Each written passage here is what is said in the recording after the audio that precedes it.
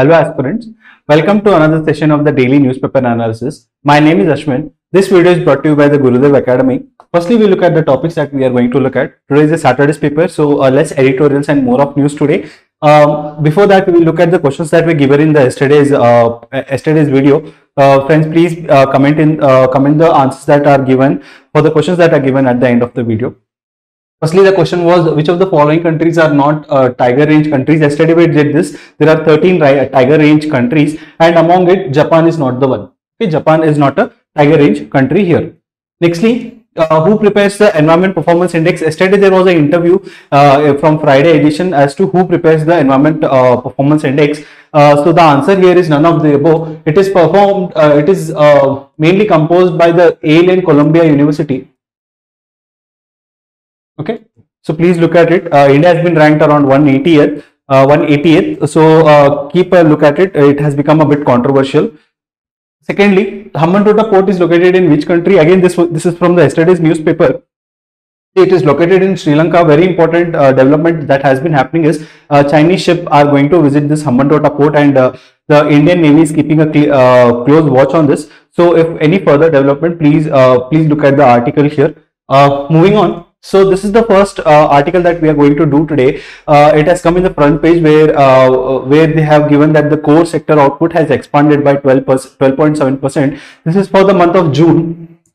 Okay, this is for the month of June. Firstly, you have to understand what core sector is. Core industries are those industries which are very important industries in an economy. Okay, there are 8 industries here. That is your coal, crude oil, natural gas, refinery products, fertilizer, steel, cement, and electricity. The easiest way to remember mnemonics you can use is,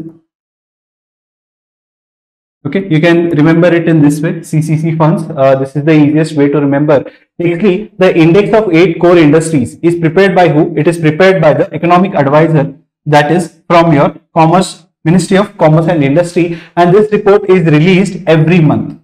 Okay, this report is released every month. So the data is not important for you all. The data is never important because the data changes monthly wise. So the significance of what the core industry is and how many industries are there in core industries, that becomes important for you all. So a few important facts when we look at it. Core industry, it composes 40% of your industry production. Okay, that IIP that we saw, we have done this in the previous videos. Please go and check it out. So 40% of core industries are in your index of industry production. Then 8 sectors, as we mentioned, CCC funds. Electricity has the highest weightage here. Okay, electricity has the highest weightage when it comes to core industry. So when we read core industries, you have to remember a few points. Firstly, the report is released every month by the Ministry of Commerce and Industry. Secondly, the core industries, the 8 core industries, they have 40% weightage in the index of industry production. That is the second point you have to remember. Thirdly, when we look at the 8 core industries, electricity has the highest weightage. Okay, so please don't look at the numbers that are given. They are just for your basic understanding, but the concept becomes very important. Moving on. So again, this is again coming from your front page. That is that 6 police challenges. Places of Worship Act. Okay, Places of Worship Act. This has been very much in news since the Gyanvapi mosque, as well as the things that are happening in Varanasi. So we'll just look at what Places of Worship Act is. See, what the Places of Worship Act says is that is after 15th August 1947. Okay, after 15th August 1947, no characteristics of any religious places should be changed. That was the verdict that was passed by the Supreme Court, and later on an act was adopted by the Parliament here, named as the Places of Worship Act.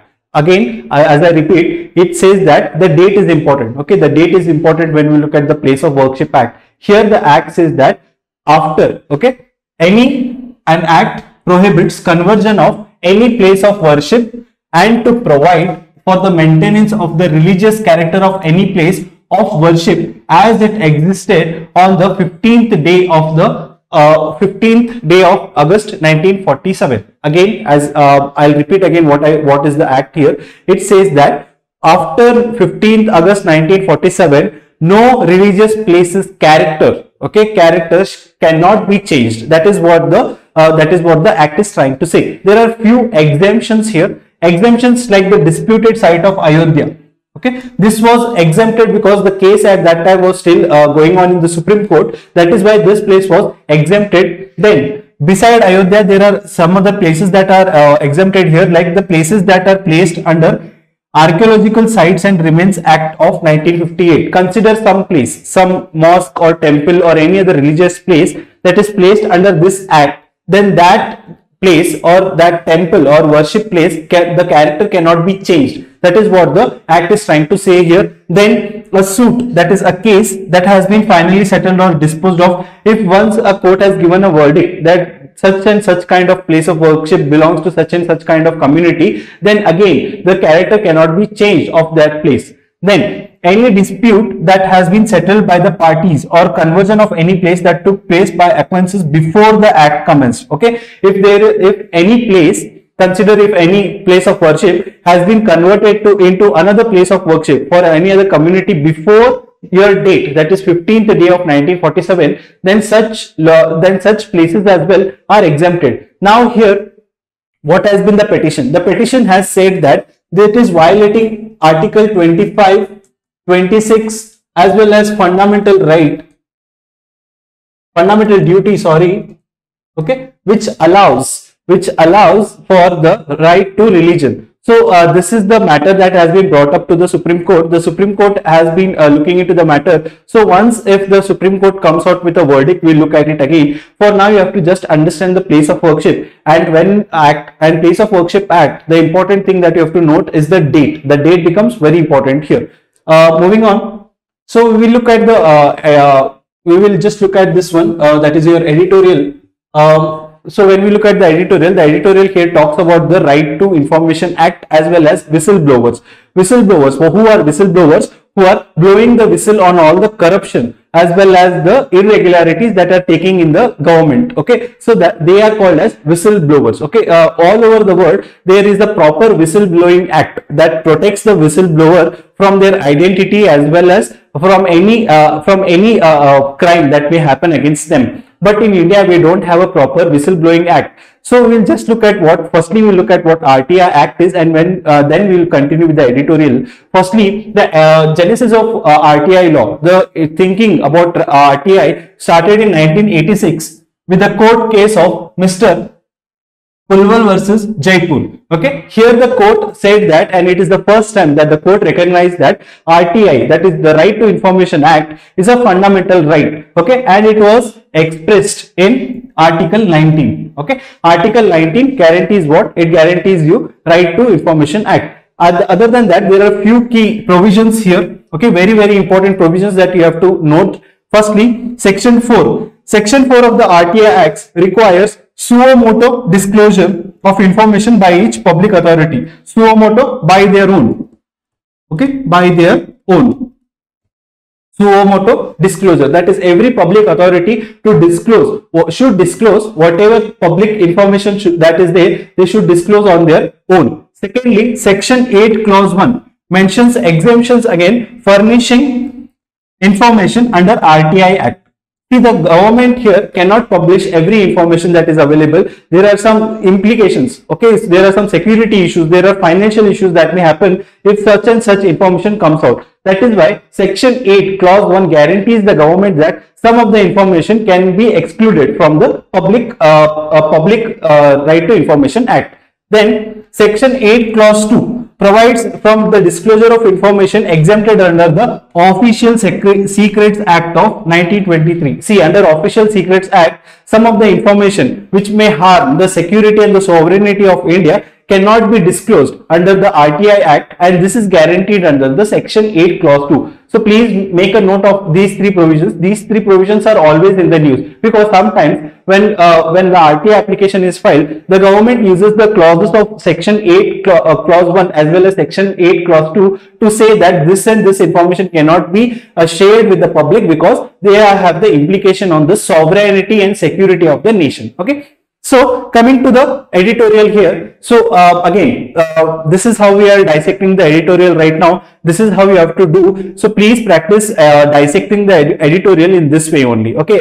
My intention here, as I mentioned so many times in this video, my intention here is not to teach you the editorial. My intention here is to help you to read the editorial. So that is why the information that I give here is very limited. It is again, as I told, my work here is not to give you the synopsis. My work here is to help you to read and understand the editorial. So please read the editorial even when I am explaining you this. Okay. So when we dissect this, firstly we saw what RTI is. Okay. We saw what RTI is. Secondly, the editor talks about the importance of RTI. Okay. Where RTI is very important basically first for what? Participation in policy making, because the public seeks the information about how much the fund is used, how the fund is used, and where the fund is being used.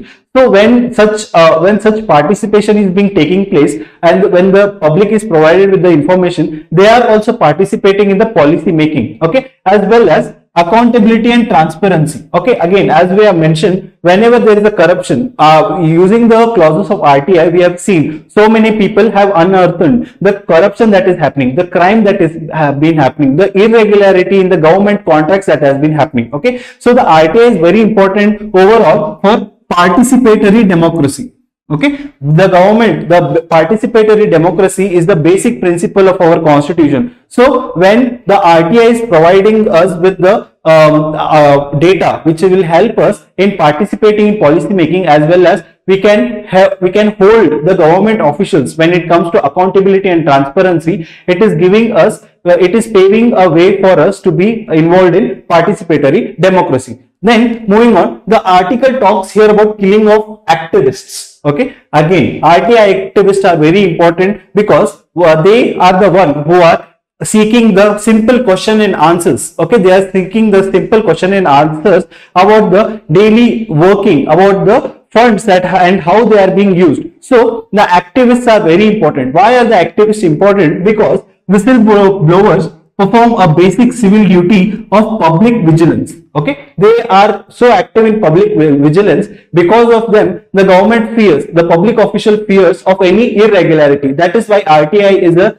very, very big weapon when we look at the participatory democracy here. Then the editor talks about the framework. Okay, as I mentioned earlier, India does not have a proper whistleblowing act. In the last part of this editorial, the editor has said how in 2016 the Supreme Court judges have been asking for the government, and I have also asked the government to have a proper time frame within which they have to come out with the Whistleblowers Act. But again, for now we don't have a proper whistleblowing act which is protecting the whistleblowers who are bringing out the irregularities as well as the corruption in the bureaucracy as well as the legislative wing. So here the author tries to make his own framework about a whistleblower's law. So firstly, why is it important? It is important because here again the editor has given the case study of Bihar. Bihar was one of the earliest state which implemented the RTI Act, but also Bihar has the highest rate of RTI activists getting killed or getting attacked. That is why, and also when a workshop was conducted in Patna recently, the whistleblowers were mainly involved in what? In getting the simple information that was going on, that was needed. Okay, that was needed when public funds were being used in some of the projects, like some of the projects that have been mentioned, like the Manrega work. Okay, your Pradhan Mantri Awas Yojana. So the whistleblowers have found a lot of irregularities in this project, and that is why when such information is being brought out in the public, the whistleblowers are always under attack. So that is why the author says here that there has to be a proper whistleblowing act to protect this whistleblowers. So here how can we have a whistleblower protection act? He says that creating a social legal system that recognizes RTI users under attack. That is, the vigilance of the state as well as the police has to be high when it comes to protecting the whistleblowers here. That is what the editor is trying to say. Next, composition of the framework. We look at what are the editor's opinion about having a proper whistleblowers law. Firstly, time-bound manner and completion of investigation. Whenever a whistleblower is attacked or killed, then it is the responsibility of the state to complete the investigation of the killing or the attacks in a time-bound manner. The editor also says that whenever such killings happen, the state has to provide for compensation for those whistleblowers and their families. That is what the editor is trying to say. Secondly, proactive disclosure of actionable information. See, whatever the information these whistleblowers are seeking, these question and answers that have to be answered by the respective authorities. Here, the questions are very simple and should always be in the public domain. Like the funds that they have been used for certain projects, it is the responsibility of the government to share the information publicly. But as we all know, this kind of information is not shared publicly. So when this proactive disclosure is being made on their own by the public authorities, then there is no need for whistleblowers here. That is what the author is arguing here. Secondly, thirdly, it talks about SIC, that is the State Information Commission, must direct public authorities all question and answer raised by the user. See, if there is some whistleblower, if he has asked a question and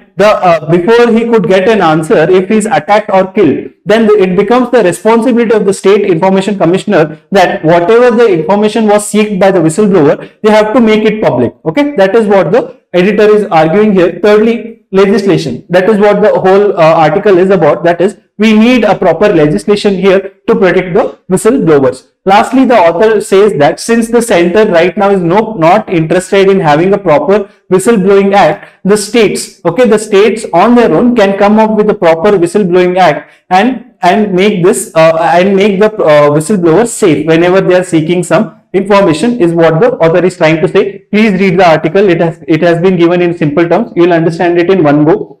Moving on. So the Prime Minister has unveiled India's first gold bullion exchange. Okay, see, gold bullion exchange is very important here because India is the second largest consumer of gold. India is the largest importer as well as exporter of gold when it comes to gold, and gold exerts a lot of pressure. Gold exerts a lot of pressure on the balance of payment side. We have seen this also in the previous videos. Do check it out. So it is very important here to have our own gold exchange. Here, what is the use?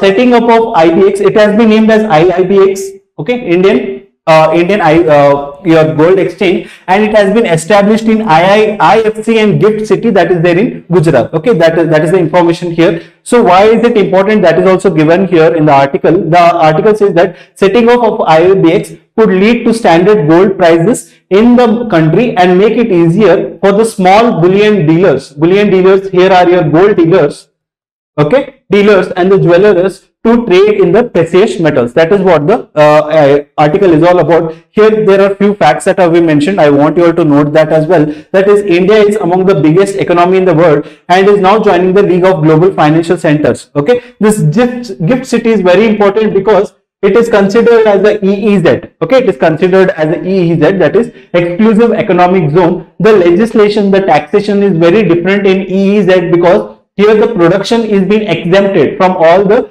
taxation that are prevailing in the country. Okay, EEZ, that is why it is important. And again, India alone has 40% share in the real time digital payment all over the world. So these are some of the facts that are given. Here you have to note few things. That is, firstly, where this has been established. Okay, it has been established in IFC and Gift City in Gujarat. Secondly, you have to note that India is the world's second largest consumer of gold, as well as India is the leading importer of this metal and also the exporter of this metal. Okay, so these are the facts you have to know.